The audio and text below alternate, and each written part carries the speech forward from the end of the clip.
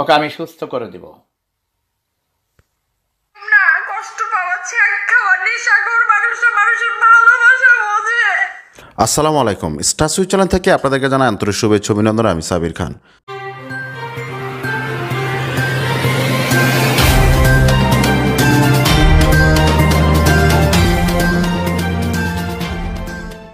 এটা বোকা,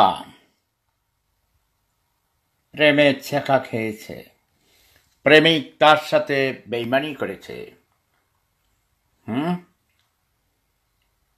কি খবর তোমাদের? মদ খাবা নাকি? ওই মেয়েটাকে মদ খাইতে বলো, ওকে বলো মদ খাইতে, ওরে আমার কাছে পাঠিয়ে দাও, ওকে আমি সুস্থ করে দিব।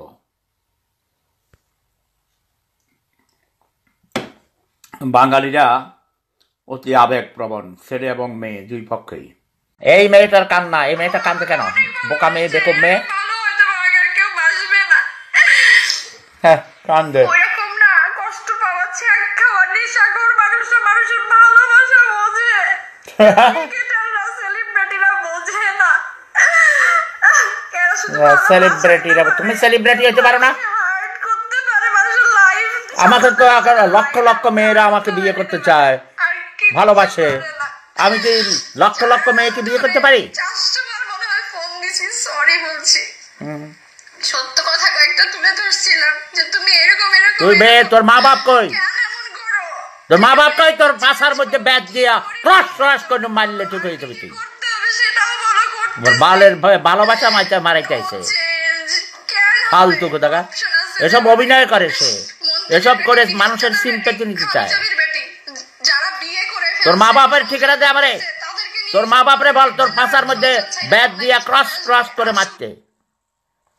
ফালতু কোথাকার যাতে সব ভান্ডামি করতে আছে। আরে ছেলে তোরে পছন্দ করে না, তুই তার পিছে দৌড়াস কেন? নাকি তুই তো চেহারা তোর সুন্দরী দেখা যায়, মোটামুটি গায়ের রং ফর্সা আছে। বাংলাদেশে গায়ের রং ফর্সা হইলে তো সুন্দরী কয়, পার্সোনালিটি নাই। ফালতু মেয়ে কোথা থেকে আইছো? এই মেয়েটাকে ধরে আমার কাছে পাঠিয়ে দাও, তার টেলিফোন নাম্বার আমাকে দাও, আমি তাকে সুন্দর করে বুঝিয়ে বলবো, মারবো না।